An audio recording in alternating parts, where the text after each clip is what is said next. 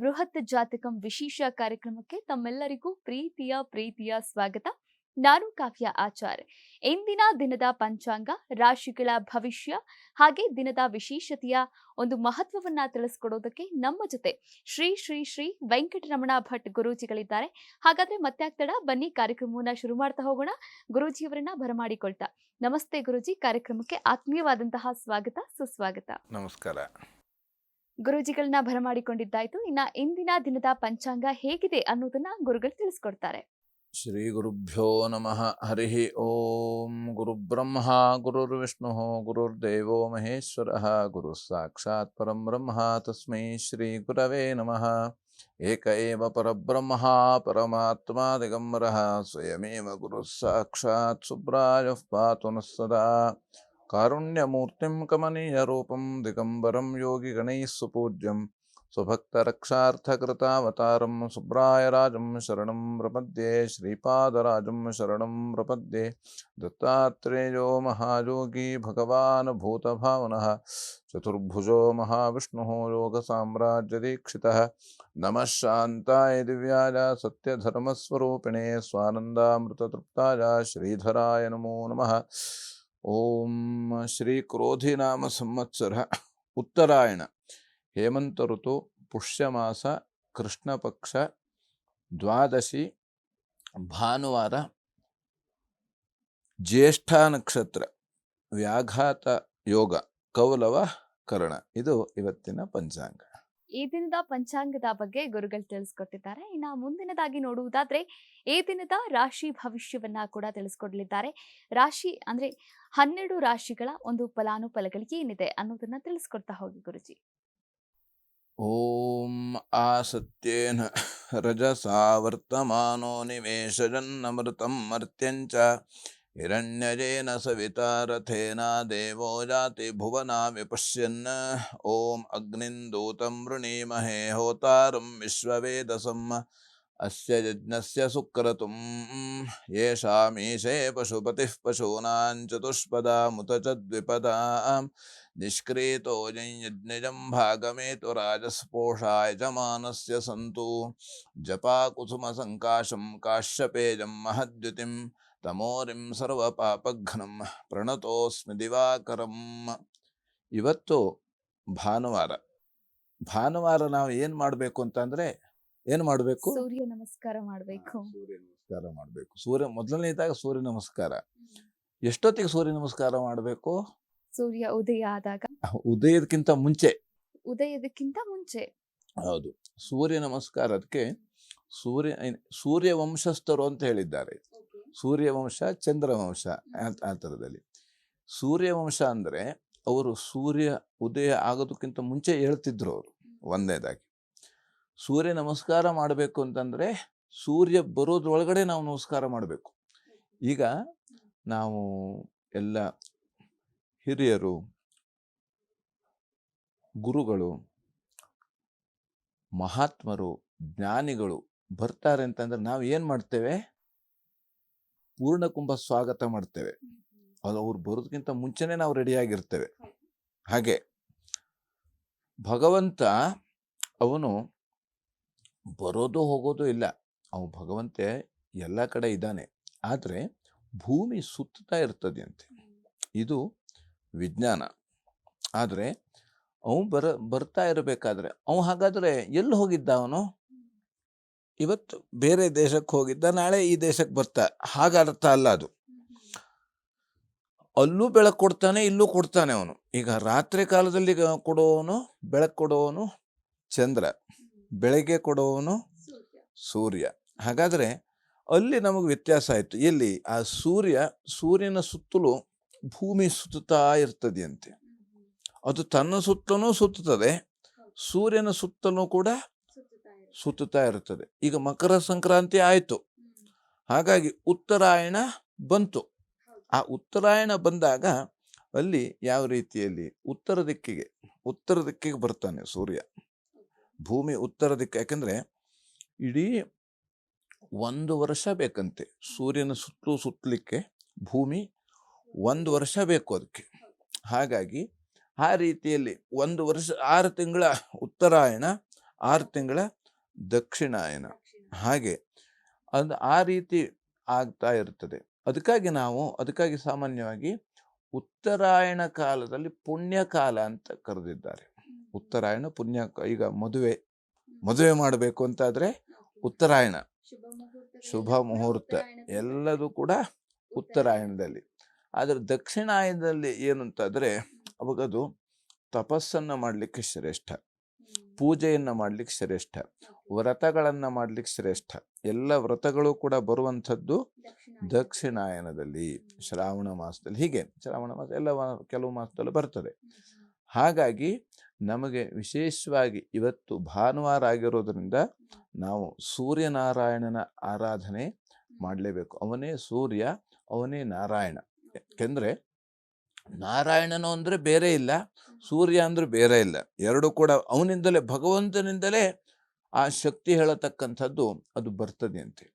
ಯಾವ ರೀತಿ ಶಕ್ತಿ ಬರ್ತದೆ ಅಂತಂದರೆ, ಈಗ ಕಣ್ಣಿಗೆ ನೋಡುವಂಥ ಶಕ್ತಿಯನ್ನು ಕೊಟ್ಟವರು ಯಾರು? ಹೌದು, ಅವನೇ ಕೊಟ್ಟಿದ್ದೆ. ಯಾಕೆಂತಂದರೆ ಈ ಜೀವ ಹೋಯ್ತು ಅಂತಾದರೆ ಕಣ್ಣು ನೋಡುವ ಶಕ್ತಿ ಕಡ್ಕೊಳ್ತದೆ. ಅದಕ್ಕೆ ಭಗವಂತ ಅವ ಇದ್ದಿದ್ದಕ್ಕೆ ಬಾಯಿಯಿಂದ ಮಾತು ಹೊರಡ್ತದೆ. ಹಾಗೆ ಮೂಗಿನಿಂದ ವಾಸನೆಯನ್ನು ಗ್ರಹಿಸಲ್ಪಡ್ತದೆ. ಯಾಕೆಂತಂದ್ರೆ ನೋಡಿ ಎಷ್ಟು ಶಕ್ತಿ ಇದೆ ಅಂತಂದರೆ, ಒಂದು ಸ್ವಲ್ಪ ಆ ಒಂದು ವಾಸನೆ ವ್ಯತ್ಯಾಸ ಆದರೂ ಕೂಡ ನಮಗೆ ಸಹಿಸ್ಕೊಳ್ಳಿಕ್ಕೆ ಆಗೋದಿಲ್ಲ. ಆದರೆ ಈ ಶರೀರನೇ ಕೊಳೆತು ಹೋದರೂ ಕೂಡ ಏನೂ ಗೊತ್ತಾಗೋದಿಲ್ಲ. ಯಾವ ಕಾರಣಕ್ಕಾಗಿ? ಭಗವಂತ ಇಲ್ಲ ನಮ್ಮ ಶರೀರದಲ್ಲಿ. ಅವನ ಆ ಶಕ್ತಿ, ಅದಕ್ಕಾಗಿ ಅಷ್ಟು ಶಕ್ತಿ ಅದು. ಆ ಶಕ್ತಿ ಹೇಗಿದೆ ಅಂತಂದರೆ, ಈಗ ನಾವು ಇಲ್ಲೇ ಕುಳಿತುಕೊಂಡು ಕೂಡ ಎಲ್ಲವನ್ನು ವೀಕ್ಷಿಸಬಹುದಂತೆ. ಇಲ್ಲೇ ಕುಳಿತುಕೊಂಡೇ ಕುಂಭಮೇಳಕ್ಕೂ ನಾವು ಹೋಗಿ ಬರ್ಬೋದಂತೆ. ಈಗ ಟಿ ವಿಯಲ್ಲೇ ನೋಡಬೇಕೋಳಿಲ್ಲ. ಮನಸ್ಸಿದ್ದಲ್ಲಿ. ಹೌದು, ಎಲ್ಲಿದ್ದರೂ ಕೂಡ ಈಗ ಹೇಳ್ತಾರೆ, ಈಗ ನಮಗೆ ಕುಂಭಮೇಳಕ್ಕೆ ಹೋಗ್ಲಿಕ್ಕೆ ಆಗೋಲಿಲ್ಲ ಅಂತಾದ್ರೆ ನಾವೇನು ಮಾಡಬೇಕು ಅಂತಾದರೆ, ಯಾಕಂದರೆ ಯಾವುದೇ ಒಂದು ರೀತಿಯಾದಂಥ ತೀರ್ಥಕ್ಷೇತ್ರದಲ್ಲಿ ಹೋದರೂ ಕೂಡ ಅಲ್ಲಿ ಏನು ಮಾಡಬೇಕು ಅಂತಂದರೆ, ನಾವಲ್ಲಿ ತಪಸ್ಸನ್ನು ಮಾಡಬೇಕು. ತಪಸ್ಸಿರಬೇಕು. ತಪಸ್ಸು ಅಂದರೆ ಯಾವ ರೀತಿ ಅಂದರೆ, ಕಾಯ ವಾಚ ಮನಸ್ಸ 3 ರೀತಿಯಾದಂಥ ತಪಸ್ಸಿದ್ದರೆ ನಮಗೆ ಆ ತೀರ್ಥಕ್ಷೇತ್ರಕ್ಕೆ ಹೋದಂಥ ಪೂರ್ತಿ ಫಲ ನಮಗೆ ಸಿಗುವಂಥದ್ದು. ಇಲ್ಲ ಅಂತ, ಯಾಕಂದರೆ ಯಾತ್ರೆಗೆ ನಾವು ಹೋದರೆ ಅಲ್ಲಿ ನಾವು ಜಾತ್ರೆ ಆಗಿಬಿಡ್ತದೆ. ಜಾತ್ರೆ ಆಗಬಾರ್ದು, ಅಲ್ಲಿ ಯಾತ್ರೆ ಆಗಬೇಕು. ಜಾತ್ರೆ ವ್ಯತ್ಯಾಸ ಅದೇ. ಹಾಗಾಗಿ ಜಾತ್ರೆಗೆ ಹೋದರೆ ನಾವು ಅಂಗಡಿಗೆ ಹೋಗಿ ಅದನ್ನೆಲ್ಲ ತಗೊಂಡು ಬರೋದು. ಯಾತ್ರೆಗೆ ಹೋದರೆ ಅಲ್ಲಿ ಭಗವಂತನ ಆ ಒಂದು ಶಕ್ತಿಯನ್ನು ಅಥವಾ ನಮ್ಮ ಭಗವಂತನಲ್ಲಿ ಇರತಕ್ಕಂಥ ಪುಣ್ಯಾಂಶವನ್ನು ನಾವು ತರಬೇಕು ಯಾತ್ರೆಯಲ್ಲಿ. ಹಾಗಾಗಿ ಈ ರೀತಿಯಲ್ಲಿ ನಾವು ಏನು ಮಾಡಬೇಕು ಅಂತಂದರೆ, ಇವತ್ತಿನ ದಿವಸ ಬೆಳಗ್ಗೆ ಬೇಗನೆ ಏಳಬೇಕು. ಇವತ್ತಿನ ದಿವಸ ಅಂತ ಅರ್ಥ ಅಲ್ಲ, ಪ್ರತಿನಿತ್ಯವೂ ಕೂಡ ನಾವು ಬೆಳಗ್ಗೆ ಬೇಗನೆ ಎದ್ದರೆ ನಮಗೆ 90% ರೋಗ ಬರುವುದಿಲ್ವಂತೆ.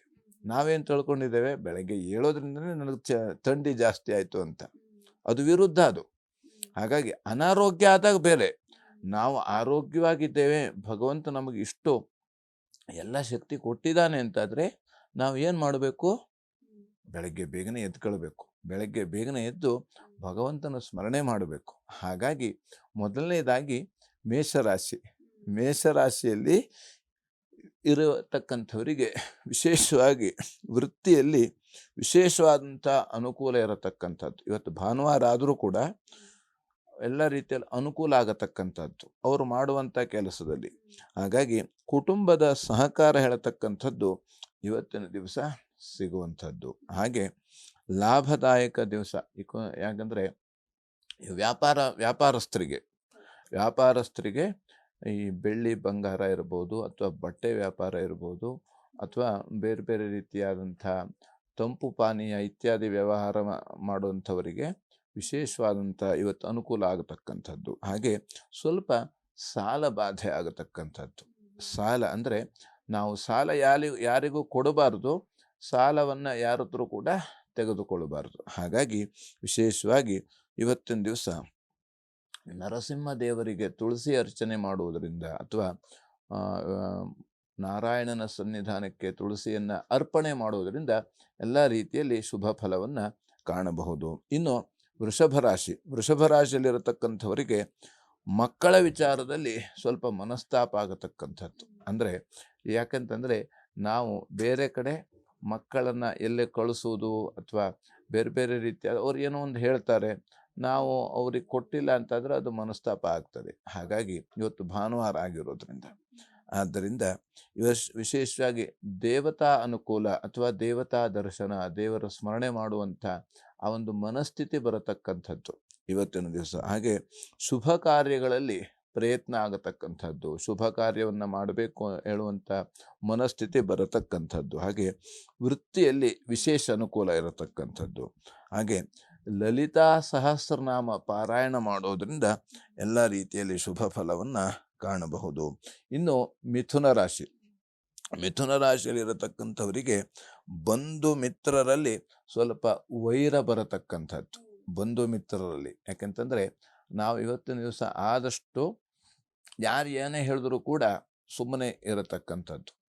ಅಥವಾ ಬಂಧು ಮಿತ್ರರಲ್ಲಿ ವೈರ ಅಂದರೆ ನಾವು ಅಂಥವರಿಗೆ ಯಾರೋ ಏನೋ ಹೇಳಿದ್ರಕಂದ್ರೆ ನಾವು ಏನು ಮಾಡಬೇಕು ಅಂತಂದರೆ ಆದಷ್ಟು ನಾವು ಎಷ್ಟು ಮೌನವಾಗಿ ಇರ್ತೇವೆಯೋ ಆ ಮೌನವಾಗಿ ಇರುವುದರಿಂದಲೇ ನಮಗೆ ಎಲ್ಲ ರೀತಿಯಲ್ಲಿ ಅನುಕೂಲ ಆಗತಕ್ಕಂಥದ್ದು. ಅದಕ್ಕಾಗಿ ಮಾತು ಬೆಳ್ಳಿ ಮೌನ ಬಂಗಾರ ಅಂತ ಹೇಳಿದ್ದಾರೆ. ನಮಗೆ ಬಂಗಾರ ಬೇಕೋ ಬೆಳ್ಳಿ ಬೇಕೋ?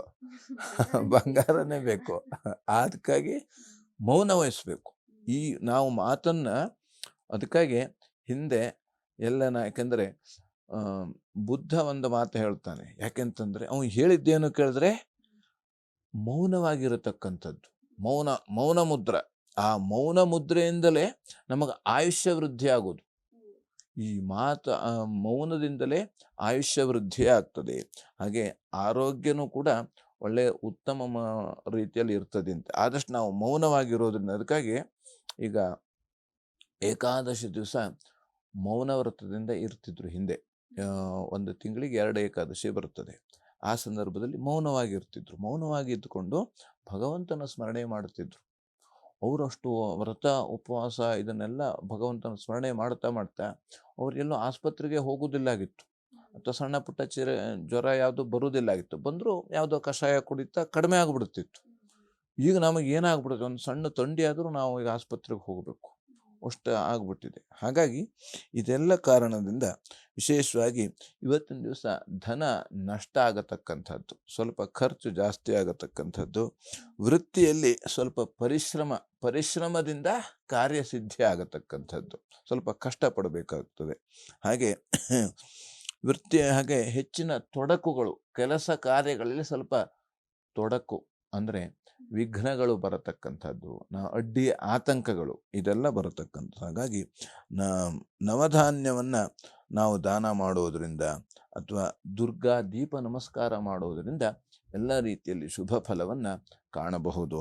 ಇನ್ನು ಕರ್ಕಾಟಕ ರಾಶಿಯಲ್ಲಿರತಕ್ಕಂಥವರಿಗೆ ಸೇವಕರು ಮತ್ತು ಸಹಾಯಕರಿಂದ ಸ್ವಲ್ಪ ತೊಂದರೆ ಬರತಕ್ಕಂಥದ್ದು. ಹಾಗೆ ವೃತ್ತಿಯಲ್ಲಿ ವಿಶೇಷವಾದಂಥ ಅನುಕೂಲ ಇರತಕ್ಕಂಥದ್ದು. ಹಾಗೆ ಸಂಗಾತಿಯಲ್ಲಿ ಸಾಮರಸ್ಯ ಇರತಕ್ಕಂಥದ್ದು.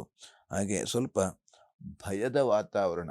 ಇವತ್ತು ನಮಗೇನೋ ಒಂದು ರೀತಿಯಲ್ಲಿ ಭಯ ವಾತಾವರಣ ಇರುತ್ತದೆ. ಅಂದರೆ ಈ ಭಯ ನಮಗಿದೆ ಅಂತಾದರೆ ನಾವು ಆದಷ್ಟು, ಯಾಕಂದರೆ ಈ ಭಯದ ವಾತಾವರಣ ಹೋಗಬೇಕು ಅಂತಾದರೆ ನಾವು ಏನು ಮಾಡಬೇಕು ಅಂದ್ರೆ ಸ್ವಲ್ಪ ಧ್ಯಾನವನ್ನು ಮಾಡಬೇಕಂತೆ.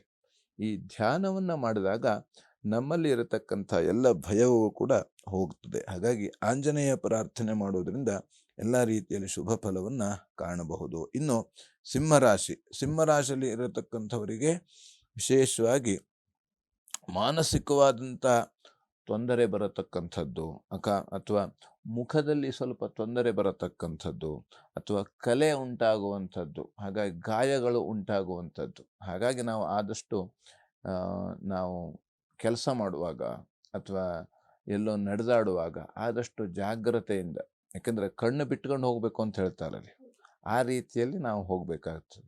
ಅಥವಾ ಕೆಲಸವನ್ನು ಮಾಡುವಂಥದ್ದು.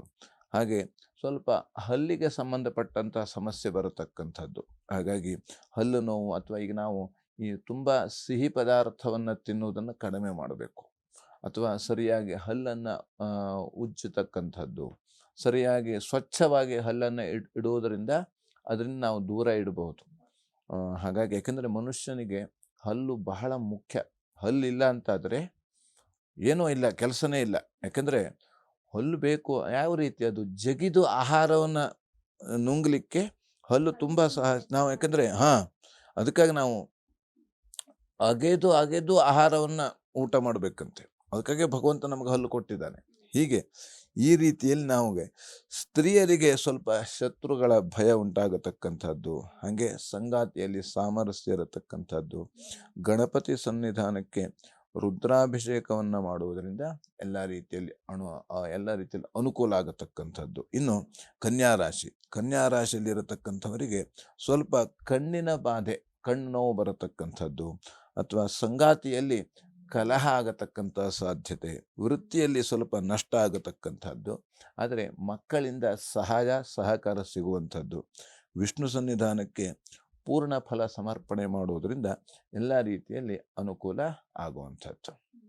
ಎಸ್ ವೀಕ್ಷಕರೇ, ಇನ್ನು ರಾಶಿ ಫಲಗಳನ್ನ ಕೂಡ ತಿಳಿಸ್ಕೊಡ್ತಾ ಇದ್ದಾರೆ ಗುರೂಜಿಗಳು.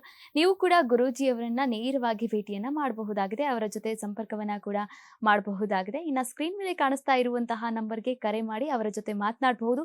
ಯಾವುದೇ ಶುಭ ಮುಹೂರ್ತಗಳಾಗಿರಬಹುದು, ಯಾವುದೇ ಒಂದು ಶುಭ ಕಾರ್ಯಗಳಿಗೆ ಅವರನ್ನ ಭೇಟಿ ಮಾಡಬಹುದಾಗಿದೆ. ಇನ್ನುಳಿದ ರಾಶಿಗಳ ಫಲಾನುಫಲಗಳ ಬಗ್ಗೆ ಕೂಡ ತಿಳಿಸ್ಕೊಡ್ತಾ ಹೋಗ್ತಾರೆ. ಅದಕ್ಕೂ ಮುನ್ನ ಪುಟ್ಟದಾದಂತಹ ವಿರಾಮ.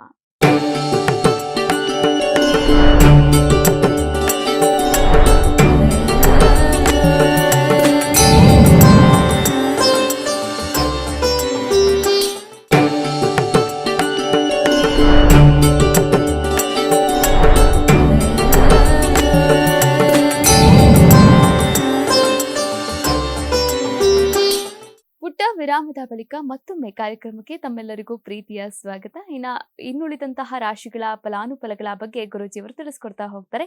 ತುಲಾ ರಾಶಿಯ ಫಲಾನುಫಲ ಏನಿದೆ ಈ ಒಂದು ದಿನ ತಿಳಿಸ್ಕೊಡ್ತಾ ಹೋಗಿ ಗುರೂಜಿ.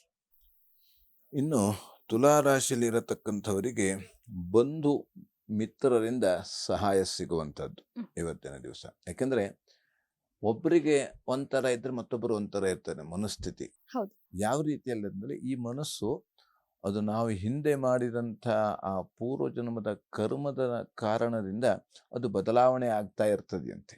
ಯಾವ ರೀತಿ ಬದಲಾವಣೆ ಅಂತಂದರೆ, ಅದು ನಮಗೆ ಗೊತ್ತಿರೋದಿಲ್ಲ, ಮುಂದೇನಾಗ್ತದೆ ಅಂತ ನಮಗೆ ಗೊತ್ತಿರೋದಿಲ್ಲ.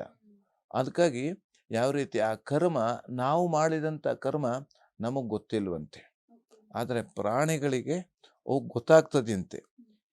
ಇನ್ನು ಮುಂದೆ ತಾನು ಸಾಯ್ತಾನೆ ಹೇಳೋದು ಅವು ಗೊತ್ತಾಗ್ತದೆಯಂತೆ ಪ್ರಾಣಿಗಳಿಗೆ, ಆದರೆ ಮನುಷ್ಯನಿಗೆ ಅದು ಗೊತ್ತಾಗೋದಿಲ್ಲ, ಆ ರೀತಿ ಗೊತ್ತಾಗೋದಿಲ್ಲ. ಅದಕ್ಕಾಗಿ ನೋಡಿ, ಈಗ ಸಾಮಾನ್ಯವಾಗಿ ಎಲ್ಲೋ ಒಂದು ವ್ಯತ್ಯಾಸ ಆಗ್ತದೆ ಅಂತಾದರೆ, ಯಾವುದೇ ನಾಯಿ ಅವು ಕೂಗುವುದರಲ್ಲಿ ವ್ಯತ್ಯಾಸ ಇರ್ತದೆ, ಗೊತ್ತಾಗ್ಬಿಡ್ತದೆ.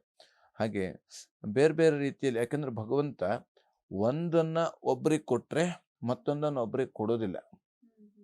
ಹಾಗಾಗಿ ಅದೇ ಭಗವಂತನ ಜ್ಞಾನ, ಅದು ಅವನ ಶಕ್ತಿ ಅಂದ್ರೆ ಅದೇ. ಹಾಗಾಗಿ ನಮಗೆ ಎಲ್ಲವನ್ನೂ ಕೊಟ್ಟ, ಬುದ್ಧಿಯನ್ನು ಕೊಟ್ಟ, ಎಲ್ಲವೂ ಕೊಟ್ಟರೂ ಕೂಡ ನಮ್ಮಲ್ಲಿ ಇರತಕ್ಕಂಥ ಭಗವಂತನ ನಮಗೆ ಕಾಣಲಿಕ್ಕೆ ಅವನ ಶಕ್ತಿ ಕೊಟ್ಟಿದ್ದಾನೆ. ಅದು ನಮ್ಮ ಪ್ರಯತ್ನ ಬೇಕು. ನಮ್ಮ ಪ್ರಯತ್ನದಿಂದ ಹಾಗೆ ಅವನ ಶಕ್ತಿಯನ್ನು ನಾವು ಕಾಣಲಿಕ್ಕೆ ಸಾಧ್ಯ ಆಗತಕ್ಕಂಥದ್ದು. ಎಲ್ಲ ಪುರಾಣಗಳು ಹೇಳುವುದು ಕೂಡ ಅದನ್ನೇ ಆಗಿದೆ. ನಾವು ಬಂದಂಥ ಉದ್ದೇಶ ಯಾತಕ್ಕೆ, ನಾವು ಯಾಕೆ ಬಂದಿದ್ದೇವೆ ನಾವು? ಯಾವ ಸಂಪಾದನೆ ಮಾಡ್ಲಿಕ್ಕೆ ಬಂದಿದ್ದೇವೆ ನಾವು? ಹಣ ಸಂಪಾದನೆ ಮಾಡ್ಲಿಕ್ಕೋ, ಪ್ರೀತಿ ಸಂಪಾದನೆಯೋ? ಯಾವುದಕ್ಕೆ ನಾವು ಬಂದಿದ್ದು? ನಾವು ಬಂದಿರತಕ್ಕಂಥದ್ದು ಭಗವಂತನ ಸಂಪಾದನೆ ಮಾಡಲಿಕ್ಕೆ, ಅಂದರೆ ಜ್ಞಾನವನ್ನು ಸಂಪಾದನೆ ಮಾಡಲಿಕ್ಕೆ. ಅದಕ್ಕಾಗಿ ಆ ಜ್ಞಾನ ಹೇಳತಕ್ಕಂಥದ್ದು ಅದು ಯಾವುದೇ ರೀತಿಯಾದಂಥ ಓದುವಿಕೆಯಿಂದ ಬರುವುದಲ್ವಂತೆ, ಅದು ಪುಸ್ತಕ ಓದಿ ಜ್ಞಾನ ಬರುವುದಲ್ವಂತೆ ಅದು.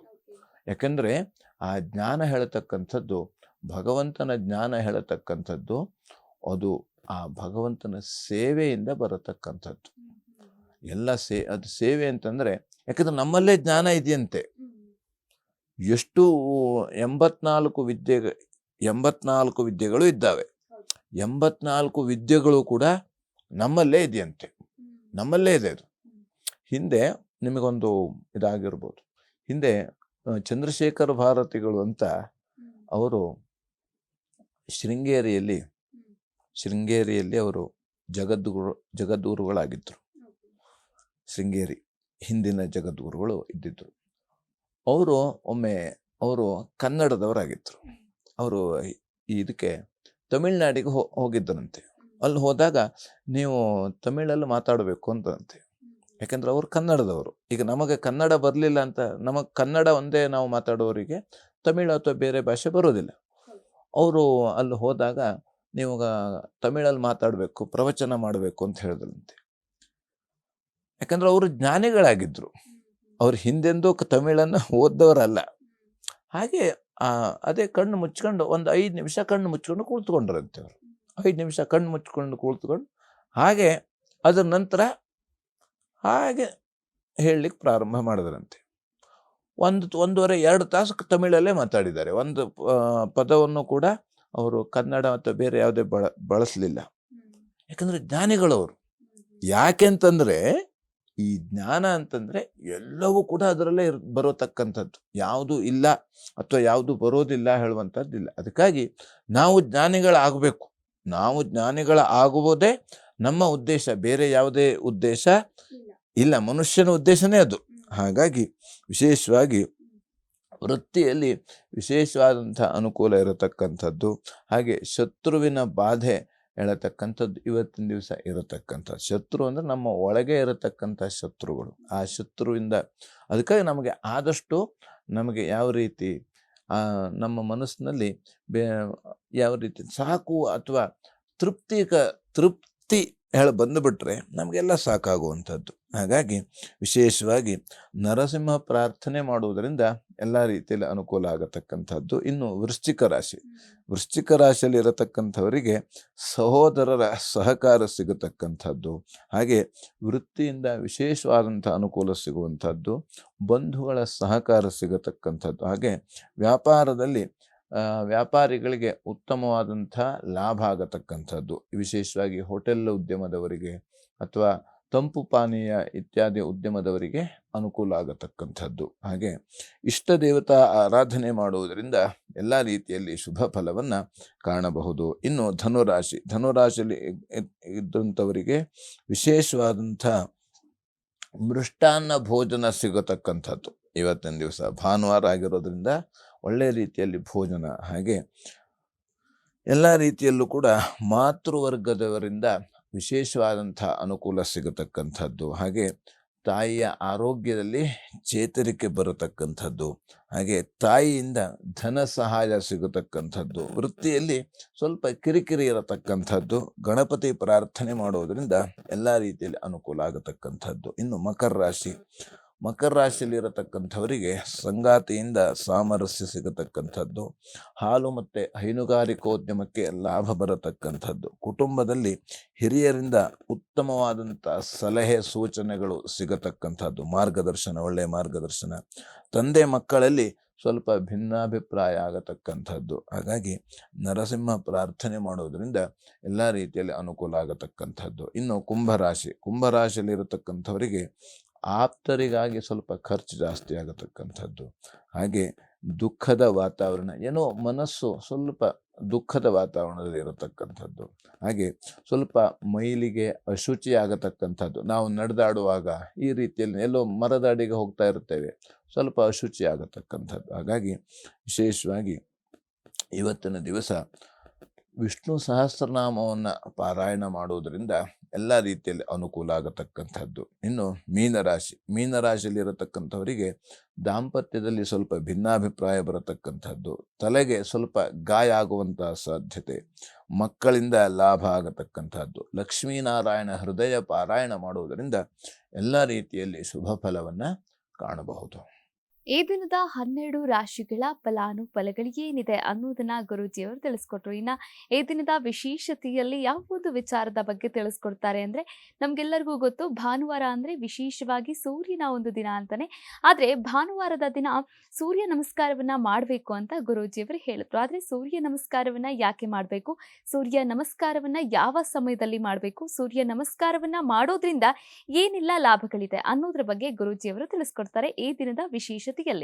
ಗುರೂಜಿಯವರು ವಿಶೇಷವಾಗಿ ನಾವು ಸೂರ್ಯ ನಮಸ್ಕಾರ ಮಾಡಬೇಕು ಅಂತಂದ್ರೆ ಸಾಮಾನ್ಯ ಒಂದು 5 ಗಂಟೆಗೆ ಏಳಬೇಕು. 5 ಗಂಟೆಗೆ ಎದ್ದು ಬ್ರಾಹ್ಮಿ ಮುಹೂರ್ತದಲ್ಲಿ ಎದ್ದು ಸೂರ್ಯ ನಮಸ್ಕಾರವನ್ನು ಮಾಡತಕ್ಕಂಥದ್ದು. ಯಾಕೆಂದರೆ ಸೂರ್ಯ ನಮಸ್ಕಾರದಲ್ಲಿ 12 ವಿಧವಾದಂಥ ನಮಸ್ಕಾರ ಬರತಕ್ಕಂಥದ್ದು ಆಸನಗಳು. ಒಂದೊಂದು ಆಸನ ಮಾಡಿದಾಗ ಒಂದೊಂದು ಇಂದ್ರಿಯಕ್ಕೆ ಅದು ಅನುಕೂಲ ಆಗತಕ್ಕಂಥದ್ದು. ಹಾಗಾಗಿ ಅದನ್ನು ಮಾಡುವುದರಿಂದ ಏನಾಗ್ತದೆ ಅಂತಂದರೆ, ಮೊದಲನೇದಾಗಿ ಆಯುಷ್ಯ ವೃದ್ಧಿ ಆಗತಕ್ಕಂಥದ್ದು. ಆಯುಷ್ಯ ವೃದ್ಧಿ ಆಗ್ತದೆ. ಯಾಕೆಂದರೆ ಆಯುಷ್ಯ ವೃದ್ಧಿ ಆಗಬೇಕು ಅಂತಂದ್ರೆ ನಾವು ಒಂದು ದಿವಸ ಸೂರ್ಯ ನಮಸ್ಕಾರ ಮಾಡಿದ್ರೆ ಆಗೋದಿಲ್ವಂತೆ. ಪ್ರತಿದಿನ ಸೂರ್ಯ ನಮಸ್ಕಾರ ಮಾಡಬೇಕು. ಹಾಗೆ ಆರೋಗ್ಯ ಎಲ್ಲ ರೀತಿಯಲ್ಲಿ ಸುಧಾರಣೆ ಆಗತಕ್ಕಂಥದ್ದು. ಈಗ ಸಾಮಾನ್ಯವಾಗಿ ಶ್ವಾಸಕೋಶದ ತೊಂದರೆ ಇರತಕ್ಕಂಥದ್ದು, ಉಸಿರಾಟದ ತೊಂದರೆ ಇರತಕ್ಕಂಥದ್ದು, ಅಥವಾ ಬೇರೆ ಬೇರೆ ರೀತಿಯಲ್ಲಿ ಈಗ ನೋವುಗಳು ಇರತಕ್ಕಂಥದ್ದು, ಕೆಳಗಡೆ ಕುಳಿತುಕೊಳ್ಳಿಕ್ಕೆ ಆಗೋದಿಲ್ಲ ಅಥವಾ ನಡೆದಾಡ್ಲಿಕ್ಕೆ ಅದೆಲ್ಲ ಅದಕ್ಕೆ ಸಂಬಂಧಪಟ್ಟಂತೆ ಸಮಸ್ಯೆ ಇದ್ದಂಥವರು ಇದನ್ನು ಅಂದರೆ ಕಾಲು ನೋವು ಇದ್ದಾಗ ಅಥವಾ ಯಾವುದೇ ನೋವು ಇದ್ದಾಗ ಈ ಸೂರ್ಯ ನಮಸ್ಕಾರ ಮಾಡಬಾರ್ದು. ಆ ನೋವು ಕಡಿಮೆ ಆದಮೇಲೆ ಅಥವಾ ನೋವು ಬಾರದೇ ಇದ್ದಾಗ, ನೋವು ಬರದೇ ಇದ್ದಾಗ ನಾವು ಸೂರ್ಯ ನಮಸ್ಕಾರವನ್ನು ಮಾಡತಕ್ಕಂಥದ್ದು. ಹಾಗಾಗಿ ಈ ರೀತಿ ನಾವು ಸೂರ್ಯ ನಮಸ್ಕಾರವನ್ನು ಮಾಡೋದರಿಂದ ನಮಗೆ ಎಲ್ಲ ರೀತಿಯಲ್ಲೂ ಕೂಡ ಅನುಕೂಲ ಆಗತಕ್ಕಂಥ. ಅದಕ್ಕಾಗಿ ಆರೋಗ್ಯಂ ಭಾಸ್ಕರಾದಿಚ್ಛೇತ್ ಅಂತ ಹೇಳಿದ್ದಾರೆ. ನಮಗೆ ಒಳ್ಳೆಯ ರೀತಿಯಾದಂಥ ಆರೋಗ್ಯವನ್ನು ಕೊಡತಕ್ಕಂಥವನು ಅವನೇ ಸೂರ್ಯನಾರಾಯಣ. ಅದಕ್ಕಾಗಿ ಸೂರ್ಯನಾರಾಯಣನ ನಮಸ್ಕಾರದಿಂದ ವಿಶೇಷವಾಗಿ ನಮಗೆ ಆರೋಗ್ಯ, ಯಾಕಂದರೆ ಆರೋಗ್ಯ ಒಂದು ಇದ್ದರೆ ನಾವು ಏನನ್ನಾದರೂ ಕೂಡ ಸಾಧನೆಯನ್ನು ಮಾಡತಕ್ಕಂಥದ್ದು, ಏನನ್ನಾದರೂ ಕೂಡ ನಾವು ಸಂಪಾದನೆಯನ್ನು ಮಾಡತಕ್ಕಂಥದ್ದು. ಆರೋಗ್ಯವೇ ಇಲ್ಲ ಅಂತ ಅಂದರೆ ಏನೂ ಇಲ್ಲ. ಯಾಕಂದರೆ ನಮಗೆ ಊಟ ಮಾಡಲಿಕ್ಕೂ ಕೂಡ ಆರೋಗ್ಯನೇ ಬೇಕು. ಅದು ನಮಗೆ ಅದು ಆರೋಗ್ಯವಾಗಿ ಇದ್ದಾಗ ಗೊತ್ತಾಗೋದಿಲ್ಲ ಅದರ ಬೆಲೆ. ಸ್ವಲ್ಪ ವ್ಯತ್ಯಾಸ ಆದಾಗ ಅದರ ಬೆಲೆ ನಮಗೆ ಗೊತ್ತಾಗತಕ್ಕಂಥದ್ದು. ಹಾಗಾಗಿ ವಿಶೇಷವಾಗಿ ಯಾಕಂದರೆ ಸೂರ್ಯ ನಮಸ್ಕಾರದಲ್ಲಿ ಕೆಲವೊಂದು ರೀತಿಯಲ್ಲಿ ಪ್ರಾಣಾಯಾಮ ಆಗ್ತದೆ. ಪ್ರಾಣಕ್ಕೆ ಅಂದರೆ ಉಸಿರಾಟ ಯಾವ ರೀತಿ ಮನುಷ್ಯನಿಗೆ ಒಂದು ನಿಮಿಷದಲ್ಲಿ ಏನೋ 36 ಬಾರಿ ಉಸಿರಾಟ ಆಗ್ತದಂತೆ ಒಂದು ನಿಮಿಷಕ್ಕೆ. ಅದೇನೋ ಒಂದು ನಿಮಿಷಕ್ಕೆ ಏನೋ ಹೇಳಿದ್ದಾರೆ. ಆ ಪ್ರಾಣವನ್ನು ನಿಲ್ಲಿಸ್ತದೆ ಅದು. ಯಾವ ರೀತಿ ದೀರ್ಘವಾದ ಉಸಿರಾಟ ಮಾಡಿದಾಗ ಅದಕ್ಕೆ ಆ ಉಸಿರಾಟಕ್ಕೆ ಯಾವ ರೀತಿ ಪ್ರಾಣಾಯಾಮ ಅಂತ ಹೇಳ್ತಾರೆ. ಆ ಪ್ರಾಣಾಯಾಮ ಮಾಡಿದಾಗ ಅದು ಅಷ್ಟು ರೀತಿಯಲ್ಲಿ ಉಸಿರನ್ನು ಹಿಡಿದಿಟ್ಟುಕೊಳ್ತದೆ. ನಾವು ಒಂದು ನಿಮಿಷ ಅಥವಾ 2 ನಿಮಿಷ ಉಸಿರನ್ನು ಇಟ್ಕೊಂಡಾಗ ಅದು 1 ತಿಂಗಳಿಗೆ ಎಷ್ಟಾಯಿತು, 1 ವರ್ಷಕ್ಕೆ ಎಷ್ಟಾಯಿತು. ಹಾಗೆ ಅದು ಆಯುಷ್ಯ ವೃದ್ಧಿ ಆಗತಕ್ಕಂಥದ್ದು. ಯಾಕೆಂದರೆ ಮನುಷ್ಯನಿಗೆ ಸಿಟ್ಟು ಬಂತು ಅಂತಾದರೆ ಅವಾಗ ಆಯುಷ್ಯ ಕಡಿಮೆ ಆಗ್ತದೆ ಅಂತೆ. ಅಥವಾ ಅವನಿಗೆ ತುಂಬ ಬೇಜಾರಾಯಿತು ಅಂತಾದರೆ ಆಯುಷ್ಯ ಕಡಿಮೆ ಆಗ್ತದೆ. ಹಾಗಾಗಿ ಸಿಟ್ಟು ಬರಬಾರ್ದು, ಬೇಜಾರು ಆಗಬಾರ್ದು, ತುಂಬ ಸಂತೋಷನೂ ಕೂಡ ಬರಬಾರ್ದು. ಆವಾಗ ಅವನು ಸರಿಯಾಗಿ ಇರ್ತಾನೆ. ಅದಕ್ಕಾಗಿ ಅದನ್ನೆಲ್ಲ ಸಮತೋಲನದಲ್ಲಿ ಇರಬೇಕು ಅಂತಾದರೆ, ಆ ಪ್ರಾಣವನ್ನು ಸಮತೋಲನದಲ್ಲಿ ಇಡಬೇಕು ಅಂತಾದರೆ ಪ್ರಾಣಾಯಾಮ ಬಹಳ ಮುಖ್ಯ. ಆ ಪ್ರಾಣಾಯಾಮಕ್ಕೆ ತಕ್ಕಂತೆ ಒಳ್ಳೆಯ ರೀತಿಯಾದಂಥ ಆಸನಗಳು, ಸೂರ್ಯ ನಮಸ್ಕಾರಗಳು, ಇದೆಲ್ಲ ವಿಶೇಷವಾಗಿ ನಮಗೆ ಎಲ್ಲ ರೀತಿಯಲ್ಲಿ ಅನುಕೂಲ ಬರುವಂಥದ್ದು. ಹಾಗಾಗಿ ವಿಶೇಷವಾಗಿ ನಮಗೆ, ಯಾಕಂದರೆ ನಾವು ಇಷ್ಟು ಮಾಡಿದ್ರೂ ಸಾಕು, ನಮಗೆ ಎಲ್ಲೋ ಆಸ್ಪತ್ರೆಗೆ ಹೋಗುವಂಥ ಆ ಒಂದು ಸಮಯನೇ ಅಥವಾ ಆಸ್ಪತ್ರೆಗೆ ಕೊಡುವಂಥ ಖರ್ಚು ನಮಗೆ ಉಳಿಯುವಂಥದ್ದು. ಬೆಳಗ್ಗೆ ಬೇಗನೆ 5 ಗಂಟೆಗೆ ಎದ್ದು ಆ ಒಂದು ರೀತಿಯಲ್ಲಿ ಸೂರ್ಯ ನಮಸ್ಕಾರ ಮಾಡಿದ ನಂತರ ಆ ನಂತರದಲ್ಲಿ ನಾವು ಸ್ನಾನವನ್ನು ಮಾಡಿಕೊಂಡು ದೇವರ ಪೂಜೆ ಇದನ್ನೆಲ್ಲ ಮಾಡಬಹುದು. ಹಾಗಾಗಿ ಅದಕ್ಕೆ ಬ್ರಹ್ಮ ಮುಹೂರ್ತ ಅಂತ ಹೇಳಿದ್ದಾರೆ. ಆ ಬ್ರಹ್ಮ ಮುಹೂರ್ತದಲ್ಲಿ ಬೆಳಗ್ಗೆ 4ರಿಂದ 6 ಗಂಟೆ ಬ್ರಾಹ್ಮಿ ಮುಹೂರ್ತ. ಆ ಸಂದರ್ಭದಲ್ಲಿ ನಾವು ಬೆಳಗ್ಗೆ ಸೂರ್ಯ ನಮಸ್ಕಾರವನ್ನು ಮಾಡಬೇಕು. ಯಾಕಂದರೆ ಈ ಸೂರ್ಯ ಉದಯ ಆದಮೇಲೆ ಸೂರ್ಯ ನಮಸ್ಕಾರ ಮಾಡುವುದಲ್ಲ. ಸೂರ್ಯದ ಉದಯ ಆಗೋದಕ್ಕಿಂತ ಮುಂಚೆನೇ ನಾವು ಸೂರ್ಯ ನಮಸ್ಕಾರವನ್ನು ಮಾಡಬೇಕು. ಅದರಿಂದ ನಮಗೆ ಮತ್ತೆ ವಿಶೇಷವಾಗಿ ನೆನಪಿನ ಶಕ್ತಿ ವೃದ್ಧಿ ಆಗ್ತದೆ ಅಂತೆ. ಈ ನಮ್ಮ ಬುದ್ಧಿಯಲ್ಲಿ ನೆನಪಿನ ಶಕ್ತಿ, ಈಗ ಸಣ್ಣ ಮಕ್ಕಳಿಗೆ ತುಂಬ ಮುಖ್ಯವಾಗಿರತಕ್ಕಂಥದ್ದು ನೆನಪಿನ ಶಕ್ತಿ. ಎಲ್ಲರಿಗೂ ನೆನಪಿನ ಶಕ್ತಿ ಬೇಕು. ಈಗ ಪ್ರತಿಯೊಬ್ಬನಿಗೂ ನೆನಪಿನ ಶಕ್ತಿ ಬೇಕು. ನೆನಪಿಲ್ಲ ಅಂತಂದರೆ ಏನೂ ಇಲ್ಲ. ಏನಾಯಿತು, ನನಗೆ ಊಟ ಆಯ್ತಾ ಇಲ್ಲ ಹೇಳೋದು ಮರ್ತೋಗ್ಬಿಡ್ತದೆ. ಆ ರೀತಿಯಲ್ಲಿ ಆಗ್ತದೆ. ಅದು ಕೆಲವು ಆದವರಿಗೆ ಗೊತ್ತು ಏನು ಸಮಸ್ಯೆ ಹೇಳತಕ್ಕಂಥದ್ದು. ಹಾಗಾಗಿ ಅದಕ್ಕೆ ನಮಗೆ ಬುದ್ಧಿಯಲ್ಲಿ ಬಲವನ್ನು ಕೊಡತಕ್ಕಂಥವನು, ಹಾಗೆ ಆರೋಗ್ಯದಲ್ಲಿ ಎಲ್ಲ ರೀತಿಯಲ್ಲಿ ಅನುಕೂಲವನ್ನು ಮಾಡತಕ್ಕಂಥವನು ಸೂರ್ಯನಾರಾಯಣನೇ ಆಗಿದ್ದಾನೆ. ಆದ್ದರಿಂದ ವಿಶೇಷವಾಗಿ ನಾವು ಪ್ರತಿನಿತ್ಯ ಈ ಸೂರ್ಯ ನಮಸ್ಕಾರವನ್ನು ಮಾಡುವುದರಿಂದ ನಮಗೆ ಭಗವಂತ ಒಳ್ಳೆಯ ಆರೋಗ್ಯ, ಆಯುಷ್ಯ ಮತ್ತು ಎಲ್ಲ ರೀತಿಯಲ್ಲಿ ಭಗವಂತನಲ್ಲಿ ನಂಬಿಕೆ ಮತ್ತು ವಿಶ್ವಾಸವನ್ನು ಮೂಡುವಂತೆ ನಮಗೆ ನಮ್ಮ ಮನಸ್ಸೇ ಬದಲಾವಣೆ ಆಗತಕ್ಕಂಥದ್ದು. ಆದ್ದರಿಂದ ಎಲ್ಲ ರೀತಿಯಲ್ಲಿ ಭಗವಂತನ ಸ್ಮರಣೆಯನ್ನು ಪ್ರತಿನಿತ್ಯ ನಾವೆಲ್ಲರೂ ಕೂಡ ಮಾಡುವುದರಿಂದ ನಮಗೆ ಎಲ್ಲ ರೀತಿಯಲ್ಲಿ ಅನುಕೂಲ ಆಗತಕ್ಕಂಥದ್ದು. ಎಸ್ ವೀಕ್ಷಕರೇ, ಸಾಕಷ್ಟು ವಿಚಾರಗಳ ಬಗ್ಗೆ ಮಾಹಿತಿಯನ್ನ ನೀಡಿದ್ರು. ಸೂರ್ಯ ಬೇರೆಯಲ್ಲ, ನಾರಾಯಣ ಬೇರೆಯಲ್ಲ, ಶ್ರೀಮನ್ ನಾರಾಯಣನೇ ಸೂರ್ಯ ನಾರಾಯಣ ಅನ್ನೋ ಮಾತನ್ನ ಹೇಳಿದ್ರು. ಹಾಗೆ ನಾವು ಆರೋಗ್ಯವನ್ನ ವೃದ್ಧಿಸ್ಕೊಳ್ಬೇಕು ಅನ್ನೋದಾದ್ರೆ ಅಥವಾ ನಮ್ಮ ಆಯಸ್ಸನ್ನ ವೃದ್ಧಿಸ್ಕೊಳ್ಬೇಕು ಅನ್ನೋದಾದ್ರೆ ಬ್ರಾಹ್ಮಿ ಮುಹೂರ್ತದಲ್ಲಿ ಸೂರ್ಯ ನಮಸ್ಕಾರವನ್ನ ಕೂಡ ಮಾಡಬೇಕಾಗುತ್ತೆ. ಸೂರ್ಯ ನಮಸ್ಕಾರವನ್ನ ಮಾಡೋದ್ರಿಂದ ನಮ್ಮ ಆರೋಗ್ಯ ಕೂಡ ಹಿತಮಿತದಲ್ಲಿ ಇರುತ್ತೆ ಅನ್ನೋದು ಗುರೂಜಿಯವರ ಮಾತಾಗಿರುವಂಥದ್ದು. ಇನ್ನು ಇಂದಿನ ಪಂಚಾಂಗ ಆಗಿರಬಹುದು ಅಥವಾ ದ್ವಾದಶ ರಾಶಿಗಳ ಫಲಾನುಫಲಗಳು, ಹಾಗೆ ವಿಶೇಷವಾಗಿ ದಿನದ ವಿಶೇಷತೆಯ ಬಗ್ಗೆಯೂ ಕೂಡ ತಿಳಿಸ್ಕೊಟ್ಟಿದ್ದಾರೆ. ಈ ಒಂದು ಕಾರ್ಯಕ್ರಮಕ್ಕೆ ಬಂದಿದ್ದಕ್ಕೆ ಧನ್ಯವಾದಗಳು ಗುರೂಜಿ. ಲೋಕಾಹ ಸಮಸ್ತಾಹ ಸುಖಿನೋ ಭವಂತು, ಸಮಸ್ತ ಸನ್ಮಂಗಳಾನಿ ಭವಂತು. ಎಲ್ಲರಿಗೂ ಶುಭವಾಗಲಿ. ಇದಾಗಿತ್ತು ಬೃಹತ್ ಜಾತಕಂ ವಿಶೇಷ ಕಾರ್ಯಕ್ರಮ. ನೋಡ್ತಾ ಇರಿ ಅಶ್ವವೇಗ ನ್ಯೂಸ್. ಇದು ಸತ್ಯಾನ್ವೇಷಣೆಯ ಓಟದಲ್ಲಿ.